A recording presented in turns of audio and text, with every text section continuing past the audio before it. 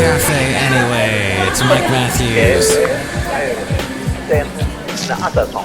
Mike's Daily Podcast. Look at this. It's a daily podcast, so we call it Mike's Daily Podcast. It's episode 2578. It's raining today, but it's not too bad, so I don't hate it. In fact, I am rather in a good mood. I watched Kath and Kim's 20-year anniversary on the YouTube. Oh, no, wait, it was on Netflix. That's right. So, Mike's Daily Podcast. I was very much enthused to see those two ladies doing their characters. Mike's so funny. Daily Kath and Kim Podcast. Oh, I forgot about Sharon. Yeah. And Cal. And then just that whole wonderful Australian accent thing. It's great. I was watching it, I guess about 2 years ago is when I first discovered it. I didn't realize, I remembered that Molly Shannon, Selma Blair show called Kath and Kim. I didn't know that was a vain, horrible, shoddy attempt at America trying to do what Australia was doing so well.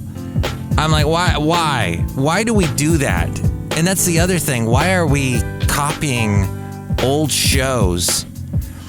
And so we're taking old shows and turning it on its head. Like, okay, Battlestar Galactica, that worked great. You took the old one with Face and Lorne Greene and the Cylons, and then you flipped it around and you made it more of this introspective psychological thriller thing with the Mary O'Connell. Is it McDonald? I forget. And Edward James Olmos and all the others. So that was interesting. A couple other times it's done good when they've rebooted TV shows. But now, what is going on? Let's see. Equalizer with Queen Latifah. I have not seen that yet. And then there's And here's today's podcast picture. Quantum Leap. I haven't seen that.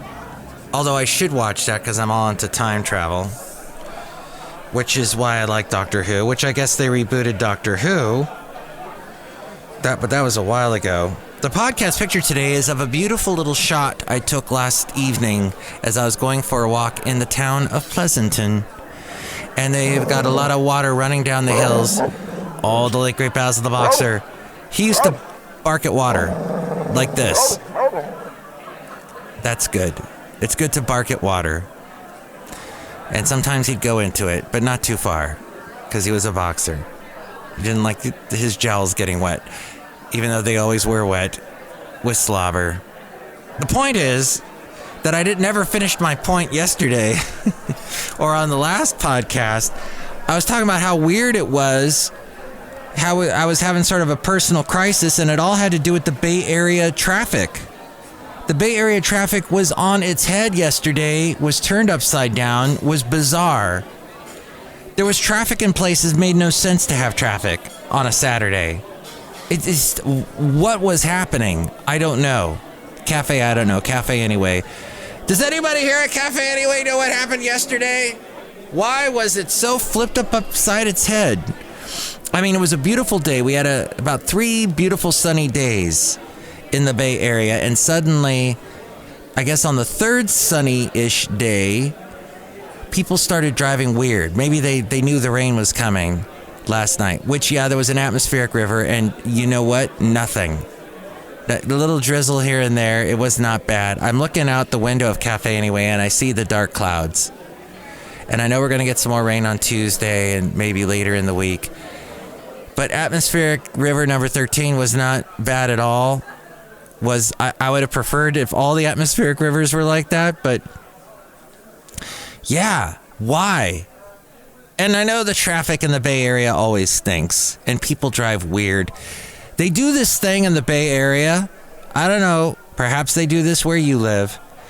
But okay, so you're wanting to make a right turn, and you're in the right lane, but the person in front of you wants to go straight through the intersection, and they've got all this room between them and the curb that they could have, if they would have gone a little bit closer to the painted line on their left-hand side, you could have squeezed through because there's all this room between, there should be all this room between the car and the curb. But instead, the car just sits right there in the middle and blocks what's obviously an ultra right side lane. The ultra right. So it's the QAnon lane. And they're blocking the QAnon lane. Why? And, there are many people apparently who did not get my hee-haw joke yesterday. Okay, go back and listen to it if you didn't hear it, but it was an attempt, let's just say. An attempt. At any rate, what happened was all the traffic. And all the other, the rain. And, okay, did we cover all that? Fine. That sounds good. Let's go now to this next thing. Because I'm keeping track of everything. The traffic, the people, the vain attempts at trying to make a right-hand turn. The other thing people do here in the Bay Area, there's a red stoplight, so people stop. Well, actually, that's the first thing. People don't stop at stoplights. They fly right through stoplights. And early on, when I moved to the Bay Area about 13 years ago, I stopped at a stop sign for that much. And then I kept going. But I had stopped. And I got pulled over and ticketed because that was considered too quick a stop. And so the policeman caught me. Or I think it was CHP. I don't know. But it was somebody in a suit, that a police uniform, some kind of authoritative outfit, pulled me over. And I know with the bald head, I stick out like a sore thumb because I look like a thumb. And maybe that's why he picked on me. But he said, there's too many people flying through the stop sign. So I found you doing that, and you got the ticket. And now you're going to have to do 6 or 7 weeks worth of traffic school online. Ugh. But now, ever since then, I've been seeing people all the time fly through stop signs, fly through stop lights. It's not right. There's all kinds of strange, wild west craziness going on the roads in the Bay Area. And the other thing is, when you stop at a stoplight in the Bay Area, there'll be somebody near you, in front of you, behind you, that will stop like 4 car lengths behind you or in front of you. As we go outside a cafe anyway, where we bring you Mike's Daily Podcast, somewhere podcaster Valentino, the last place on earth, a Bay Area person explained to me, who's now moved to Florida, by the way, this particular person, explained to me it was because space is your friend. So that's why people just let all this space happen in between them and the stop sign or wherever. So weird stuff like that. And everywhere you go, people are driving too slow or too fast, and yeah, all that. What is your thing that you dislike the most about the Bay Area driving and whatnot? You can call me at 510-228-4640. Nobody called that number for the Mike Matthews New Tunes feud last show. So, yeah. Why did I even do it? I don't know, but there were some interesting songs. I think I liked the last one the most. I forget what it was. Sweet Flower, Small Flower, something like that. That was pretty good. The point is, Ukraine just got a new type of weapon that could change everything. This according to the Daily Digest through MSN.com. The United States has finally supplied the Ukrainian Air Force with a new type of guided air-to-surface bomb that will change how Ukraine attacks invading Russian foes. Speaking at the African Air Chief Symposium at the end of last month, U.S. Air Force General James Heckler said that Ukrainian forces had been supplied with a new type of precision munition that would give them some extended range and capabilities. He said, recently we've just gotten some precision munitions to Ukraine that had some extended range and go a little bit further than the gravity drop bomb and has precision guidance. that's a recent capability that we were able to give them probably in the last 3 weeks. So that's going on with the war. In another interesting war, and by the way, this war, that is a real war right there. But there's this fictitious war going on between people on the left and people on the right. And I'm glad to start hearing this dialogue going on. And I've been talking about it forever.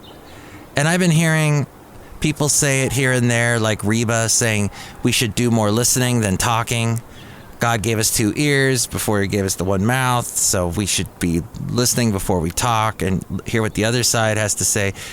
But somebody put it all very interesting. They said there is no such thing as the other side when talking about people on the left and people on the right. In the end, both people on both sides want to get to the same place, want a better place for them, their family, the person across the street, next door neighbor. We have a common goal. We just don't always see it because we get so caught up in emotion.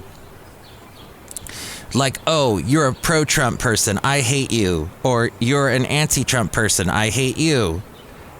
And it goes back and forth, back and forth. And stories like this don't help. The Manhattan District Attorney, widely expected to bring an indictment against Donald Trump this week. Remember, Trump said on his social media that he was going to be arrested on Tuesday, and he has vowed that his staff will not be intimidated after the former U.S. president called for his supporters to protest any action against him. Trump triggered a flurry of frantic headlines and statements from his political allies yesterday when he posted a message on social media claiming he was set to be arrested this Tuesday on charges of hush payments to Stormy Daniels, the adult actor. An indictment from the office of Alvin Bragg is widely expected this week, but officials and Trump's lawyers have clarified they have no certainty as to the timing or what actually will happen in court. But Bragg sent an email to this office obtained by Politico that did not mention Trump by name, but that did appear to address the case, including widespread security fears around lower Manhattan courts in the wake of an indictment. As with all our investigations, we will continue to apply the law evenly and fairly and speak publicly only when appropriate, he said. That according to Edward Helmore from The Guardian via MSN.com. And then I heard that the arrest will not happen on Tuesday. But meanwhile, conservatives are scoffing at Trump. Why? Find out after this message on Mike's Daily Podcast. Do you enjoy eating food? Then you should eat something. That was our message today on Mike's Daily Podcast, where Mike made no money over that copy read that he just did. Don't you hate that on podcasts? Hey, we'll get back to our interview and hear more from Larry somebody. Larry Craig, Larry Elder, Larry Smothers, Larry, a guy named Larry, after this. And then they go into their little ad. That's annoying. Also, me talking about it is probably also annoying. But so here is what it is that conservatives are scoffing at Trump for, and what they're calling his leftist plan. He wants to build 10 new American cities featuring flying cars. On federal land, he wants to build them. It's called Freedom Cities. It's received a muted response. Some right-wing critics have attacked it as a leftist plan to create walkable 15-minute cities. Earlier this month, he unveiled a dramatic, far-reaching proposal to build up to 10 new American cities if he's elected to a second term. The federally chartered purported utopias, dubbed Freedom Cities, would feature vertical takeoff and landing vehicles, manufacturing hubs, baby bonuses, and plentiful single-family housing, delivering a quantum leap for America's standard of living. Let's move there, you and I. Let's go. Sounds like fun. Let's see, there's baby making. They're manufacturing stuff, so hopefully it's cool stuff they're manufacturing. The flying vehicles. Dennis Hopper, he complained, the late Dennis Hopper complained on television in one of the last commercials he did about how there was no flying cars yet. Let's see. That's all very enticing. You know, somebody else did that or had an idea similar to that, which is kind of socialist, kind of communist, but he had some ideas about people all, you know, hey, it's a place, a workplace that everybody will live there. It will be a little city. We'll be cut off from the rest of society, and we'll create a new society of our own. And his name was Walt Disney. When you go to Epcot, realize that that is exactly what was originally the plan. Experimental prototype community of tomorrow. I did a report on it back when it was just before it opened.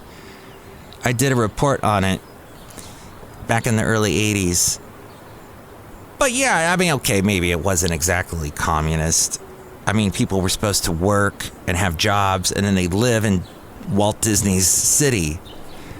And he had it all written out, and it was a big map, and he did a TV special about it, and he showed it, and he did one of those little pointer things where you point with the sticks, and he was pointing with the pointer stick up at the thing, going, and this is going to be this, and this, and people will live underground. There'll be a monorail, and they'll live underground, and they'll eat Soylent Green. Oh, I don't know if he said that part, but the grand futuristic proposal was mostly met with crickets. Not Disney's thing. Well, maybe Disney's thing, but Trump's thing. And some light mockery from Trump supporters. Yes, actually from Trump supporters and others on the right. And I think we've gotten to a place now where Trump supporters, they're like, you know what? I might lose my job, but I don't care anymore. I'm just going to make fun of him. He understands. We'll all get along. Fair and unbalanced. I mean, I've heard staunch Trump supporters say, that's not a good idea. That whole non-fungible token idea with him, that derailed thing is what that was.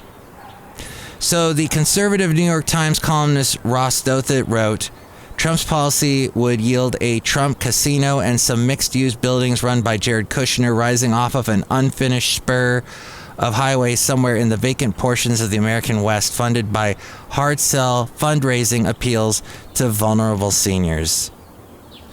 Hello, this is Donald Trump. Have you ever imagined a place where there's lots of babies being born and you can fly up and down it vertically and horizontally? It's going to be great. It's going to be huge. Yeah, I know it needs work. Needs a lot of work. It's a nightmare of a show. The thing is, if you really master a Donald Trump impression, an odd thing starts to happen. You start to talk like him all the time. So maybe don't do that. Don't go too far into that weird abyss. Wrong. The Associated Press says there is higher, speaking of flying things, there's higher cancer rates found in military pilots and ground crews.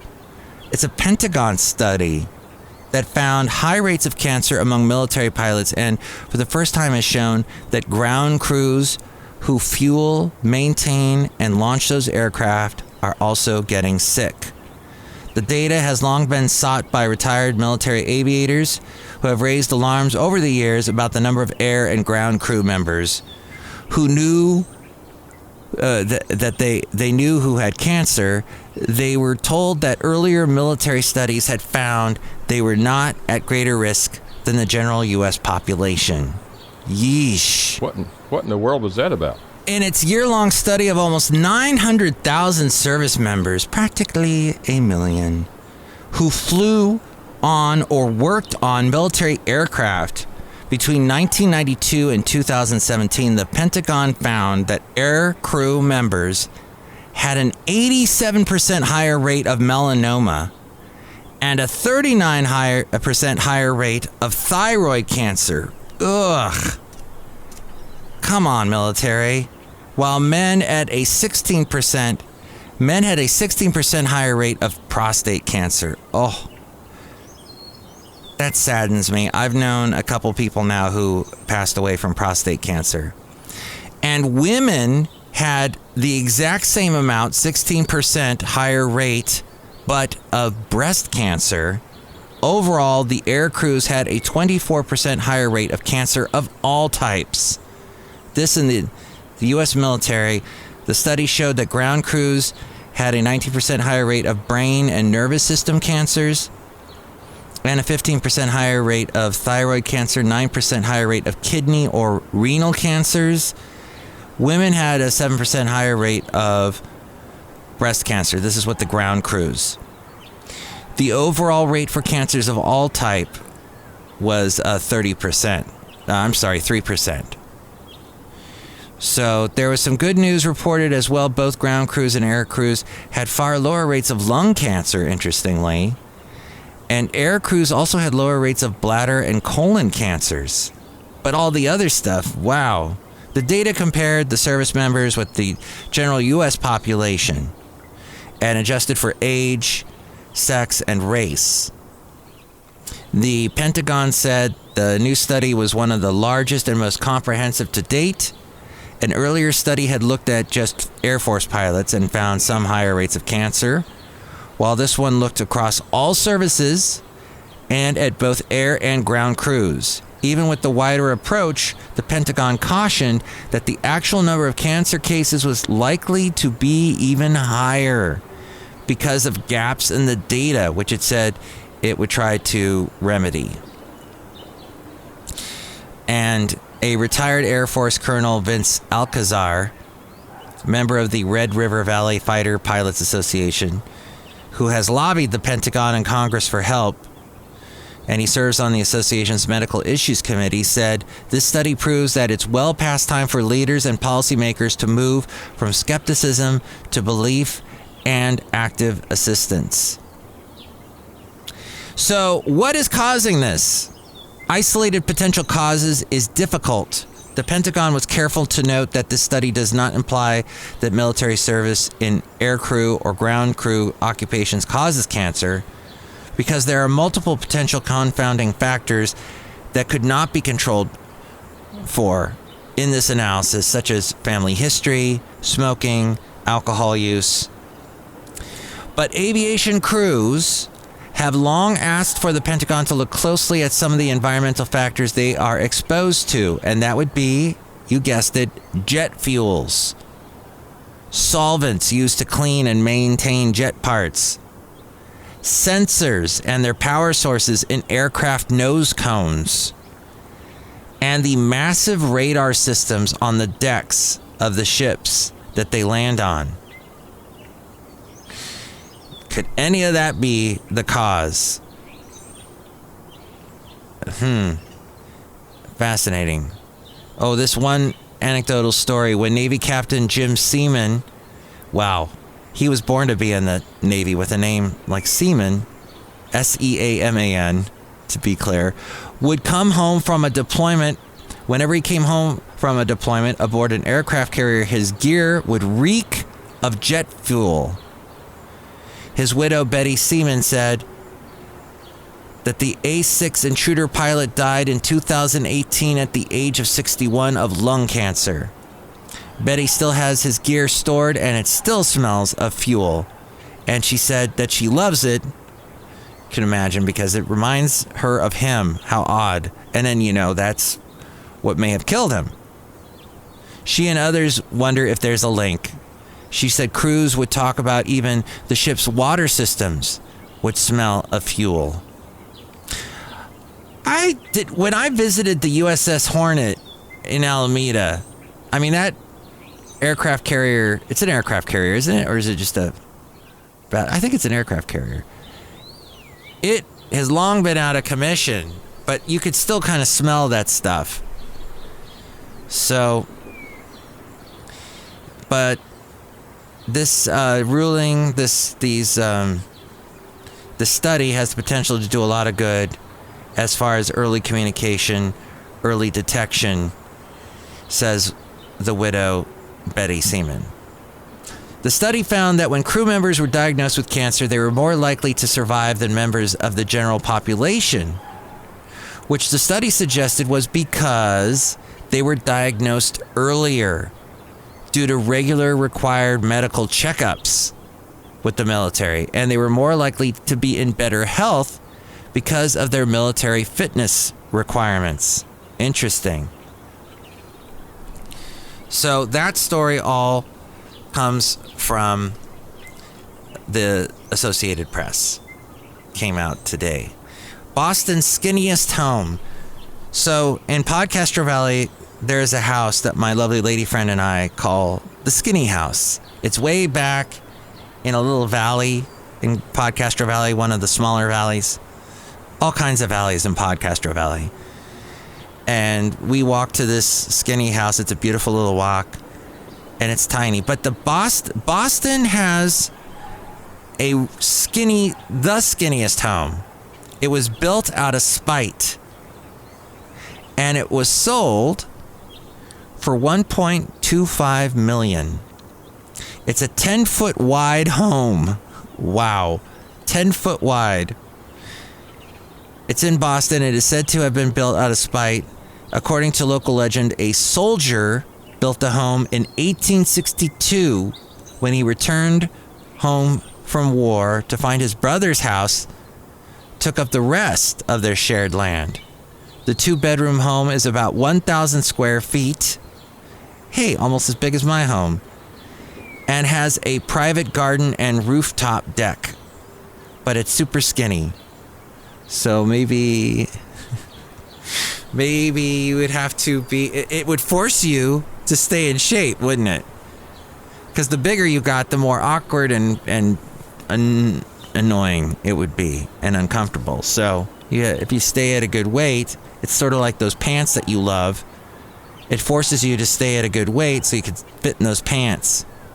I guess it's one way of looking at it. Yeah. A 2005 Boston Globe article called it the city's skinniest. And according to a 2015 Boston Magazine article, the North End house is said to have been built out of spite. And it was, let's see, the soldier built the skinny home on the remaining property in 1862, so to block all sunlight between two sectors of his brother's massive home. I see. One of those things. And finally, Billy Joel remains one of the most popular concert acts. Good job, Billy. And he looks just so nice without all that hair. He could lose a little weight. Maybe he should move into the skinny house. But he remains one of the most popular concert acts. He consistently plays sold-out shows for his Madison Square Garden residency and tours worldwide.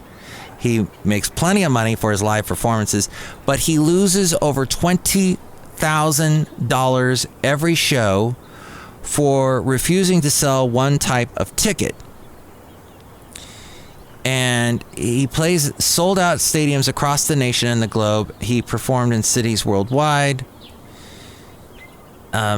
Some of his tickets carry a hefty price tag, but it's not all about money for Joel. At every show, he never sells front row seat tickets.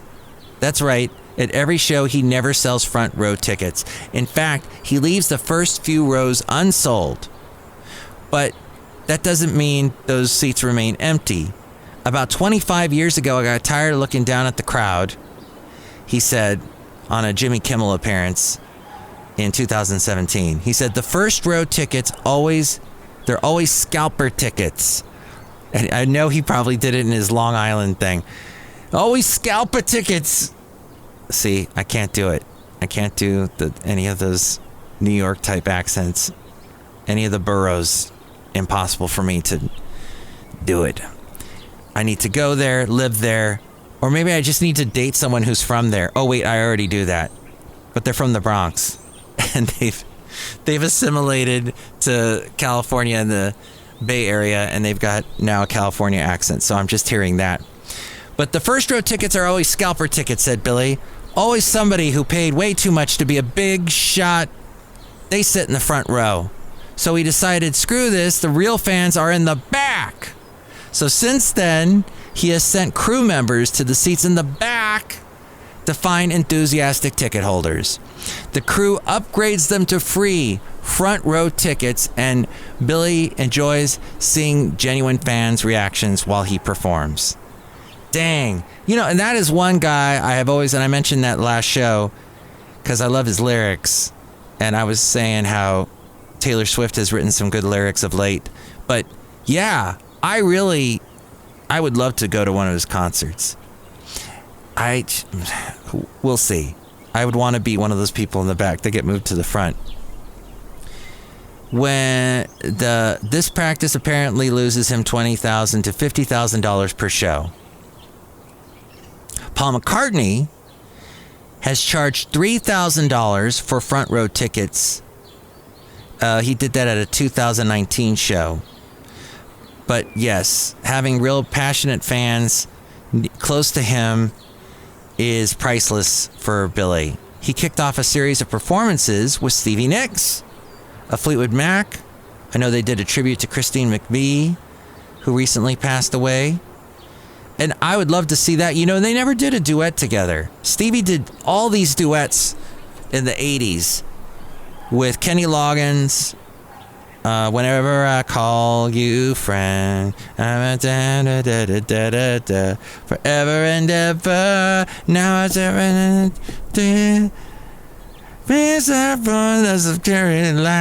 I can never remember such a beautiful sight. The lyrics. And who else? Oh, Tom Petty, stop dragging my heart around. And Don Henley, take from me my lace. Here in the moonlight, it's in dancing. Yes. And she's an excellent collaborator. Fleetwood Mac was a collaboration with all these talented people in one band. So, her and Billy never did any songs together. Billy worked with Steve Winwood, Cyndi Lauper, but never Stevie. So they performed in LA earlier this month. They have upcoming shows in Nashville, Philadelphia, Phoenix, and other U.S. cities through the end of the year. And he's doing a solo show in London this summer. So keep going, Billy. Keep going, Stevie. Live and loco. He says, I thought it would taper off after 4 or 5 years, but they're buying tickets faster now than they were at the beginning. Outside a cafe anyway, somewhere in Podcastro Valley, the last place on earth, the last podcast was called Chicory, because of all the trickery in the delicious dandy blend that's not coffee, but it's made from dandelions and chicory. And my lovely lady friend and I have been drinking that. Look who's here. Awesome. Hello, Michael Master. It's Madame Rootabega, and I am not your lovely lady friend. Ooh. No, you're not my lovely lady friend, but we were talking about chicory, so I thought I would mention you, and you were right there in front of me outside a cafe anyway where it's sprinkling a little bit. Do you like the rain? Yes. Do you like the year mix? Yes. Oh, you changed your mind. Do you like to change your mind? No. Okay. Hey, it's okay to change your mind. Is it okay to be fickle? No. But, you know, you should be something of someone that thinks through your things, and occasionally you realize you've made a mistake and you correct yourself. It's called a correction. It's what our stock market is doing currently. Look who else is here. Hello there, Mike. This is Valentino, the attendant. And this is Bison Bentley. Do you know that? Mike, we heard that you was going to play a little bit of the Santa Fe Cafe where we came from on Kehe years ago in the 90s and the early O's day. Yeah, the early O's. Do you know that? Yes, the Cheerios, the early Cheerios. You were on the show, you and I, and let's see if I can play a little something for y'all. Which one was it? Toby Keith? Oh, no. That would be the country quiz. The country quiz. I used to do that every day on my show, and we'd give away stuff. My boss, the late, great Mark Hill James, gave me all these prizes prizes to give away. And I was very thankful for him to give me the job to do the Santa Fe Cafe. He was like the first person in the radio world that I worked with that said, "Hey, Mike, you're creative. Go nuts. Here you go. Have fun." And then I'd go nuts, and then he'd go, wait a minute. Remember this, this, and this. And I'd be like, oh, okay. And then he'd say, okay, go nuts. And then I'd be remembering this, this, and this, and I wouldn't go nuts. And he'd go, why aren't you going nuts? I go, well, because I'm remembering this, this, and this that you told me. And he goes, yeah, well, just, but, don't let it stop you. Actually, the answer was Bobby Braddock. That means you get the prize by default, Melissa. Bobby Braddock discovered Blake Shelton. And you can hear an interview that I did with Blake Shelton at mikesdailypodcast.com. Go over there. You see a little picture of Basil with headphones, the late great Basil the boxer. Right next to that is the word home. Hover over home with your cursor, or maybe touch it with your finger if you're looking on your phone, and you'll see all these interviews. Look under interviews A through F, because I did it, Blake, I alphabetized with the first name, Blake. And you can hear a crazy interview that he did early on when he stopped by. And he was on the Santa Fe Cafe. All right, a little bit more. Right. Congratulations. Help me. I'm caught inside the KA Santa Fe Cafe with Matt Michaels. Like this person. Family tradition. It's out to who? John. Who's John? That was a Hank Williams Jr. song. And apparently it was going out to John. Lone Star. Very nice. Very good song. We enjoy that. We heard Hank Williams Jr. and Family Tradition. I got one too. Emerson Drive is on the way next. The KH Cafe question: have you eaten someone's burnt dinner just so they wouldn't cry? A line in that song by Kenny Chesney. The good stuff pertaining to that. And also, of course, you may remember in Shania Twain's Any Man of Mine, she says, if I burn my dinner black, he better like it like that. Our janitor. Matthew, one time I was having dinner with Shania Twain. Oh, yeah. And I didn't like it because it was burnt black. It was solid charcoal, Matthew. It tasted like... And I didn't like it, so... wow. So I got up and I left, and right then she took a lasso and she threw me on the ground. Okey-doke! What's the rest of the story? Well, you have to buy the book. Hey, this is John for 1,000. And that's the rest of the story. Wow, thank you. All right, I'm going to play one more thing. Oh, this is the segment, by the way. Let's go back with Matthews, because we went back to the early O's. All right, shifting gears ever so quickly. The guy that you heard, help, I'm inside the KH Santa Fe Cafe, like this person. His name was Norm. And Norm introduced me to someone named Tim Berry. Tim Berry was a cook, and he was a private cook. And this is all pre-Food Network, pre-Alton Brown. I guess Elton Brown and Anthony Bourdain were around and cooking shows and all that. But it wasn't quite the big thing it is now. The Guy Fieri, the Iron Chef, chopped world that we live in now. It was a different world that we lived in then. Tim Berry would come on the Santa Fe Cafe to cook. He would show up and he would cook something or have a recipe. And it was very bizarre. It is something that works in radio. There's a show called The Splendid Table that I've listened to and downloaded the podcast and found interesting. I don't like the new host. The old host was awesome. The lady, I forget her name. But, sometimes radio recipes, if it's done, you got to do it kind of in short little spurts. Can't be too convoluted. First, you need a cup of cumin, then a cup of diced bell peppers. And, the list radio and lists and lisps, they don't really work. Baloney. We have this thing that we can use now. It's called a de-esser. Maybe we could get a little bit of... But what's all this fuss about lisps? all this fuss about a couple extra S's, as Scott Thompson from Kids in the Hall once said. All right, so here's a little bit of Tim Berry, and I have a very interesting thing to tell you about Tim Berry after I play it. So listen to this. At the Hyatt Westlake Plaza Hotel. 0.7 KJY. That's Garth Brooks 2 pina coladas. Yum. Yum pina coladas. Okay. Well, we are here on Foods Day Tuesday with local chef Tim Berry. Hello, local chef. Hi, everybody. How are y'all? Tuesday, Foods Day Tuesday. I meant Scott Thompson. Scott Thompson. Sorry, Scott. Because, he listens to the podcast regularly, as all Canadians love the show. It's Matt Michaels with Chef Tim Berry. Now, what we're going to do is he is here to answer your food questions. So what you need to do is call him here, because he's here right with me here at 650-KHAY. Call him here. Call me up.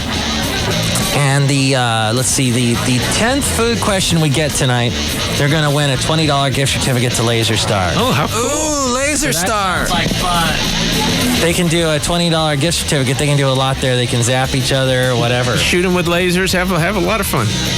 So you had a busy day today. You're working in the show business world there? Yeah. I was working on a Nickelodeon dating show. It's kind of fun. High school dating. What will they think of next on that channel? Well, it's kind of interesting. MTV owns Nickelodeon now. That's right. Yeah. And so they're doing a thing. Nickelodeon at night is going to be for the mid-teens, 15, 16-year-old type of thing.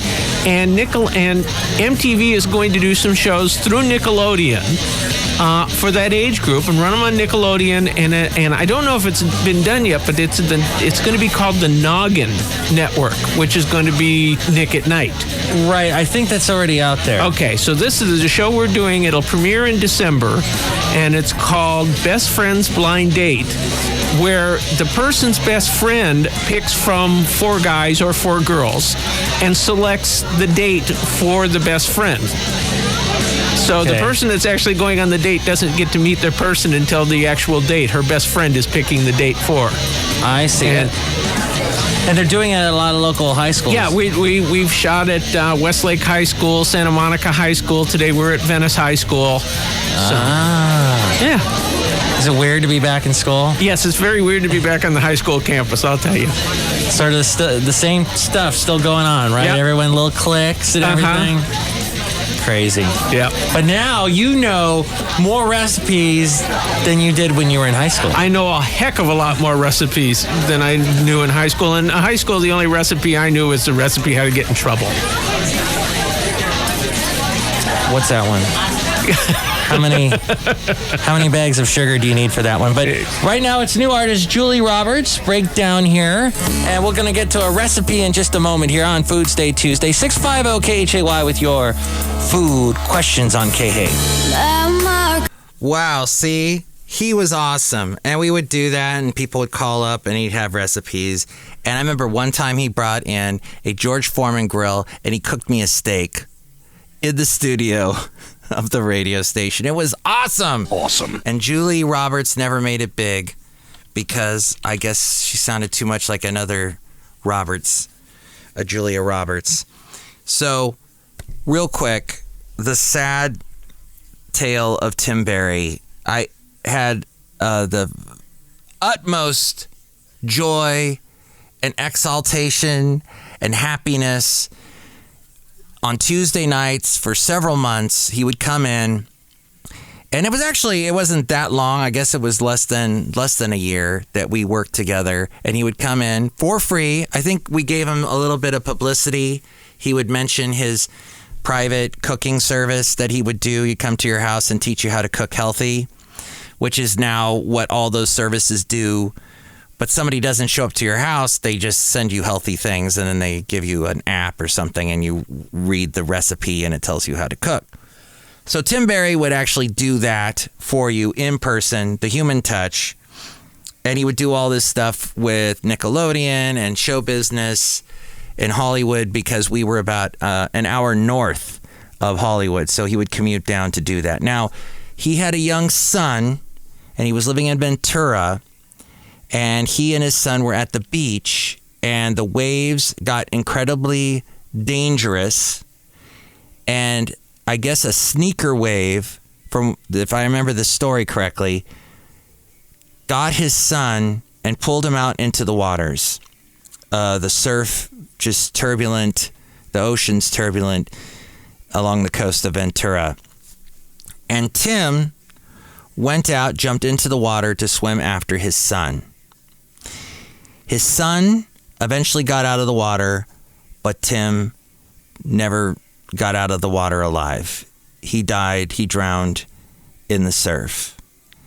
And because of Tim, there was a alarm system put in. And I don't know if Ventura still has this, but around 2006 this happened. So the interview you just heard was around 2003, 2004, so just a few years before this. But they created an alarm system when the waves were getting unpredictable on the beaches. This alarm goes off, and it would tell people, hey, watch out, be careful, keep your eyes, never turn your back to the ocean. Have you heard that before? That is something to remember when the waves are out of control and crazy. So another thing is, if you ever get pulled out into the ocean, don't fight the waves. At some point, you'll be able to swim back in. But the panic mode sets in with a lot of people, and it kills them. And I don't know whatever else. Maybe if they can't swim, of course, or if they get pulled underwater for too long. With dogs, a lot of dogs get pulled out into the surf that go swimming at the beaches. They say, don't try and rescue your dog. Your dog will eventually get out of the water and be fine. He'll need to drink some fresh water to flush out the kidneys because of all the salt water he's drank. But yeah, he'll be fine. But humans, not so much. We get out there and it can be a little more dangerous. But so there you go. The story of Tim Barry. It was so great to have him on the show. And I found that tape recently. I hadn't thought about him in a long time. I occasionally would tell that story to people. Just remembering about stuff I've done on the radio. And that was the Foods Day Tuesday thing. Tuesday Foods Day. And just remembering Tim. And remembering just stuff that we should all remember when we're at the beach, being safe. And then something, because of all this tragedy that came of it, that hopefully will be positive and save people's lives in the future. And I wanted to share that with you with the Mike Matthews. Let's go back with Matthews segment. Because yesterday we did the Mike Matthews New Tunes feud. You can go back and listen to that one and vote on a song. Why don't you? At the number 510-228-4640. And as I end the show, just remember, when you're watching one of those awful reboots, I don't know if they're all awful, but it just shows a lack of creativity overall, because they got to redo something that's already existed. But when you watch one of those shows like Magnum P.I., Quantum Leap, Prince of Bel-Air, which is just Bel-Air now, and any of the other ones, just remember that we're running out of creativity in this world. So cherish creativity wherever you find it, even in a show like this that's got a little bit of it.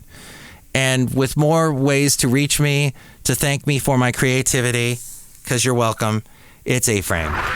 Mike's Daily Podcast is written and produced and performed by Mike Matthews. His podcast is super easy to find. Download or listen to his show and read his blog at mikesdailypodcast.com. Email Mike now at mikesdailypodcast@gmail.com. See you tomorrow. Bye!